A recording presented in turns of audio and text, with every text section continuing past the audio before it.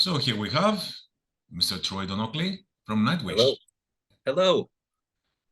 Hello, Troy. Nice to speak to you for the first time, to tell you the truth. And splendid. It's lovely to speak to you too, Sakis.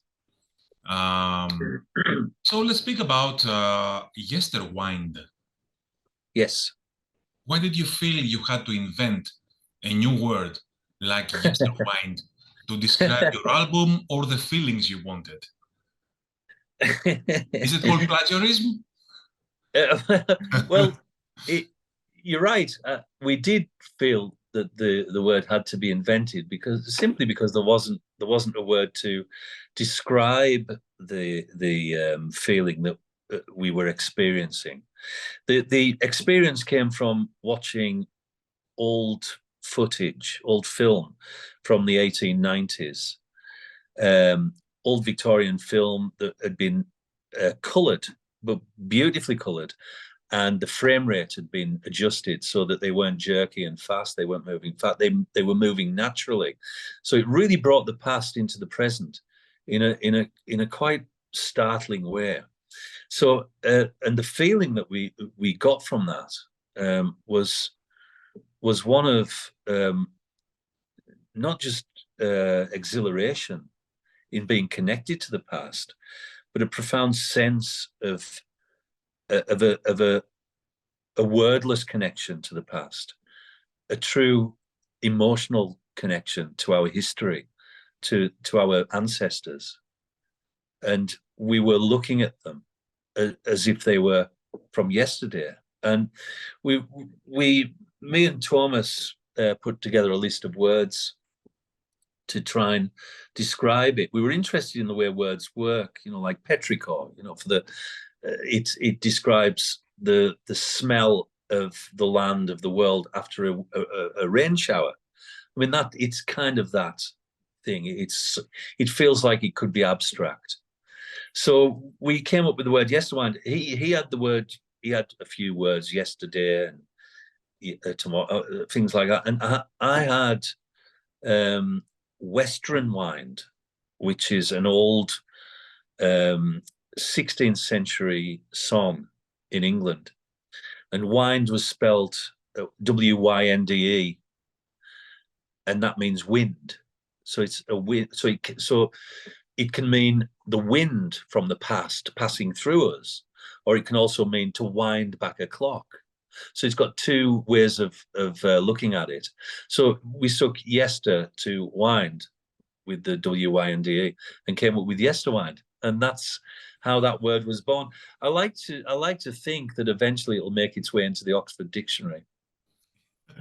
Like the insects that took the name after NIGHTWISH. Yeah, absolutely. So that's the reason why the record starts by just like watching a movie. Yes, absolutely. Well, that's a big part of it. Yeah, that was the original influence of that, but also the beginning of the film, at the top of Yesterwynde, the song Yesterwynde, you can kind of sense that you're being pulled into drama, into a film, really, and of course you've heard this, Sakis. So the end of the album is the sound of a film running out of the projector, the spool. Interconnected.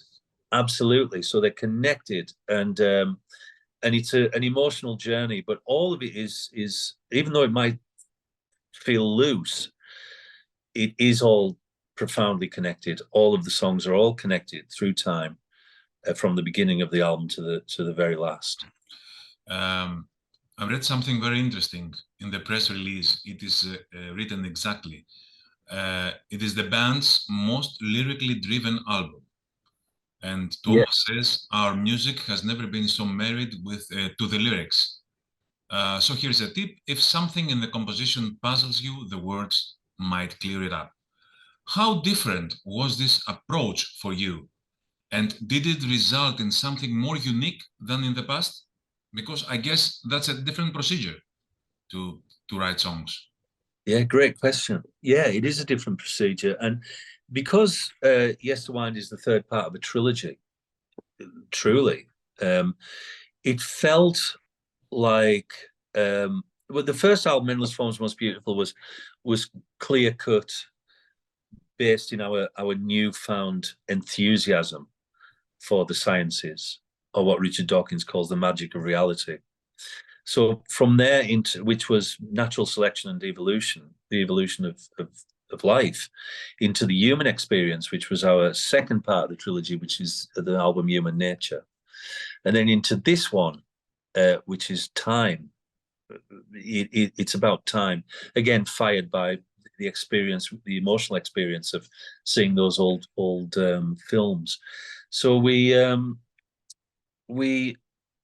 naturally felt ourselves being pulled towards this, towards this direction, and that made it more. As getting back to your question, it did make it more necessary to be more lyrical, not only musically, but text-wise as well. The lyrics are quite quite what's the best way to describe the lyrics? They are exactly as they should be, but there are a lot of them, and it's not easy for a singer like Flo.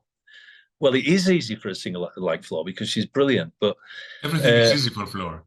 yeah, she can handle it. She can handle it. So it's like, right, Flo, we want to get 27 syllables within the next two seconds. Can you do it? And she'll go, oh, I'll give it a go. And she'll pull it off. But yeah, we needed lots of lyrics. A lot of the songs are very thematic. Songs like "Children of Atta," about the Tongan desert island castaways.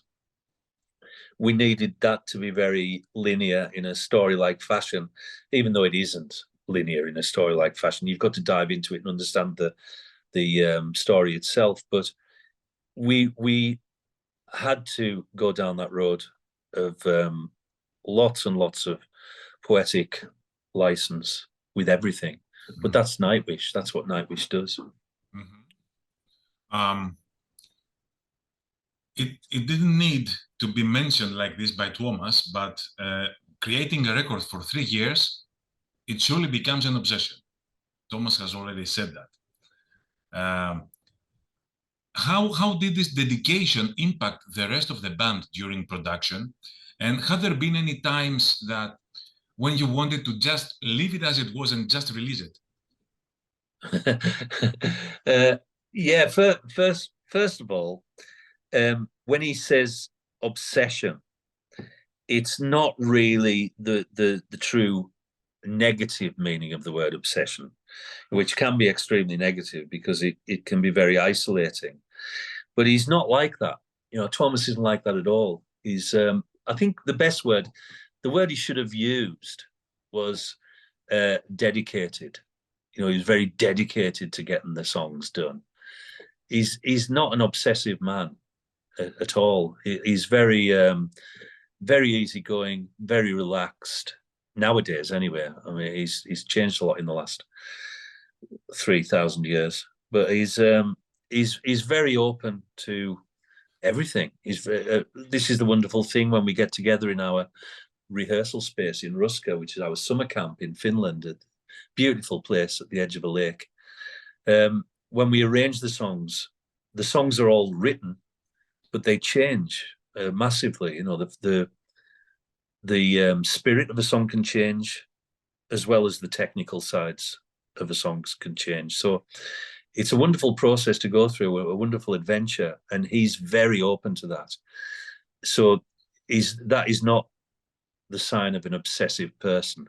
He's very open, and what's more, he absolutely loves change. He loves new ideas being thrown into the pot. So yeah, he's not really obsessive. Yeah. So you answered my next question about how is it working with Thomas. So the album was mastered 7 times before its final version. That's insane. You tell that. I would perhaps I would say a much stronger word. So, what were the specific aspects you were seeking to perfect during the mastering process? Well, it can If be there's a way to explain. Yeah, well, how that happens, how you end up with an album being mastered 7 times is an extremely anal I was going to use the word obsession then. No, don't use it. No, a really unhealthy. I'm going to choose my words carefully here. Because An you unhealthy. don't want any contradictions with the You're right. We don't want any contradictions. No, the 7 mastering is altered down with extreme attention to detail. That's what it is.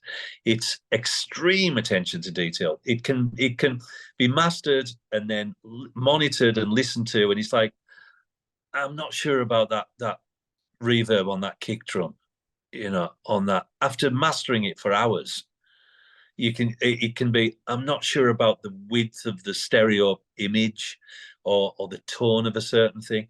So that's extreme detail that's got reared its bizarre head with seven masters. But anyway, it came out sounding fantastic to my ears. It would be interesting to ask Miko. Miko, yeah. Well, well, what happens with Miko is Miko. He used to have he did have a full head of hair until he started mastering Nightwish albums, and then it all dropped out. I'm pretty sure about that. Okay, speaking about the music and the layers and all these details, with so many different instrumental layers, how did you and the band approach ensuring that no part of the music overshadowed another? Ooh, yeah. That's a splendid question. Well, that's a lot to do with the mix, but it's 7 times. Okay. Yeah, with the master. But when the music's actually being built, there are a lot of performances, a lot of elements thrown into the pot from which to choose from. And sometimes what seems like a really good idea can be an idea that's the worst idea ever. And it has to be jettisoned. Sometimes something really minor can bring itself to the front. Again, it's all down to the way the song speaks to you as you build it, the way it asks to be built, which might sound a bit pretentious, but it really is that. Yeah. The song drags you along. It pulls you along and pulls you in lots of different directions. And when you've got 6 people in a band all being pulled along with it, you can get all kinds of strange things going on. Lots of strange ideas being born from it. So yeah, we this is the way it's always been in Nightwish for as long as I've been in the band. It's always been a natural flowering of not only ideas and attitudes but direction. The whole thing. We just go along for the ride with it. It's and when you get up to the mastering, it is truly the last ride of the day. Yeah. It is. How do you feel about the decision not to go on a world tour for this album, and how might it impact your connection with fans? Well, I was part of the decision, as we all were. We weren't forced into the conclusion, but we were pointed in the direction of it quite early on, even before the pandemic. We realized that we were in danger of burning out, of doing too much. So we made the decision, and extraordinarily, the decision to have this hiatus, this time off, is for all of us. It has no time limit. we have absolutely no plans at all for when we will bring the band out again to play live. At the moment, we're just trying to, I suppose, personally for all of us, recapture our balance, recapture our sense of I suppose our sense of direction for the band. It hasn't been easy, you know. There's been lots of personal problems, but I must stress that we're an unusual beast, Nightwish, in that we actually love being with each other. It's a rare thing for bands. A lot of bands, you know, they'll have separate dressing rooms and all that kind of nonsense, whereas we actually enjoy our own company, and we socially mix with each other even when we're not working. Yeah. You know, we have fun with each other. Last year, Empu and Thomas came over to Yorkshire and we went metal detecting for a week. You know, just for the fun of it. Yeah. So yeah, that's what we do, and have massive fun doing it. So we're not. It's not terminal, Sakis. It's an extended time off, but I can envisage some more live work probably in 2027, which is the 30th anniversary of the band. I should imagine we'll do something live to mark that. Yeah, yeah. We might I guess, do that. I guess the burnout isn't from the live shows, because live shows were not happening during the pandemic. I guess it's from the whole procedure of making albums and doing so much music. There's so much music in your head that You've got it. Yeah, you've got it. yeah, You've got it. And of course, when you that's a major part of it. But when you take that with 6 people, all of them feeling the same way, and you take it out on tour for 7 weeks, or you travel to South America 3 weeks in South America, then you're in Japan, then you're in America for 5 weeks, and we've all got families. You know, all of us have families. Flora has 2 tiny children, and it's going to cause confusion. You know, the lifestyle. I know that the decision was taken before the shows, for example, in Athens. Yes. Before asking you about your experience of playing in Greece with as a band after many years that Nightwish hadn't been in Greece for whatever reason. I know the reason. Perhaps you know the reason too, even if you weren't in the band back then.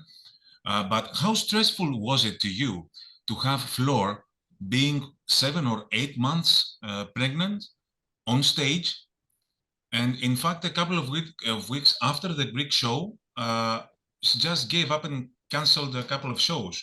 How stressful was it? I mean, I was watching her, I was astonished. It was like, wow.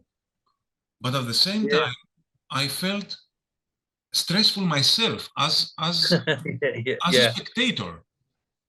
Well, that's another great question, and that's a really great observation. Really, it's not a question, but yeah, it would be easy to say, "Oh no, she's a warrior queen. She can do anything. She can do anything," and it didn't affect us. But of course, it did, because subliminally, you've got a pregnant woman, you know, doing a 2-hour show, which is intense. Even no matter what, it's intense for us. And was headbanging.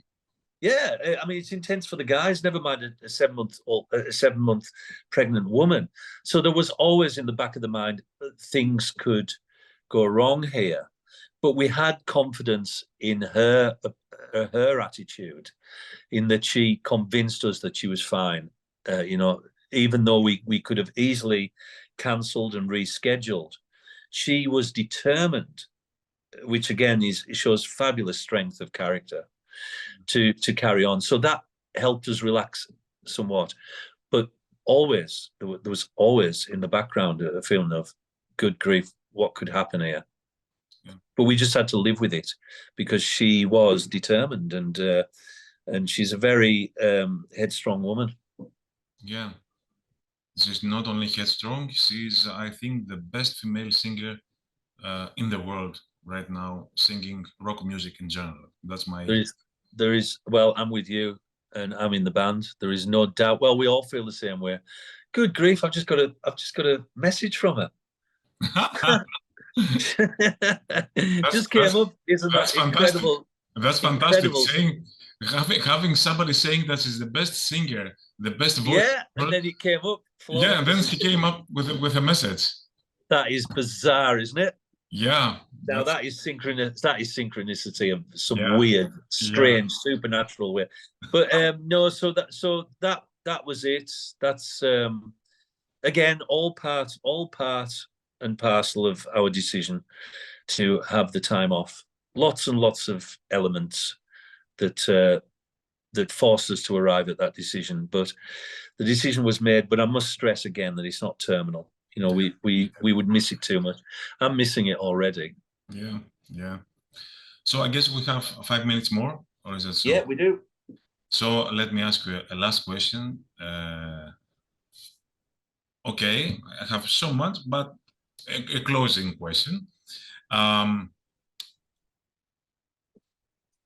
do you see the future for Nightwish evolving after Yesterwynde, as it's the end of a trilogy, and perhaps you need to open a new chapter? Do you see where Nightwish might go?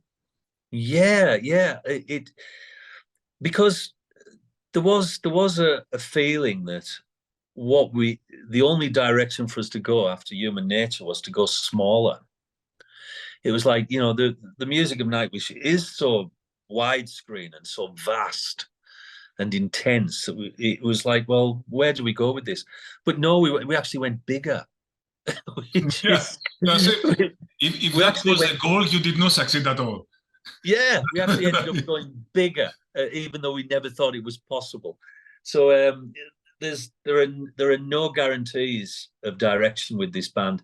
However, probably the next album will probably be we'll probably record it in Jamaica. It'll be a reggae album. Yeah, or go to Bahamas like Iron Maiden in the 80s. Yeah, go to the Bahamas, or I think just not record. Just yeah. I think a reggae album in Jamaica might work. Yeah. That will give pleasure to everybody. I'm sure the fans would love it. And you play some bouzouki. Yeah, absolutely. Yeah. Reggae with bouzouki, yeah. Wonderful.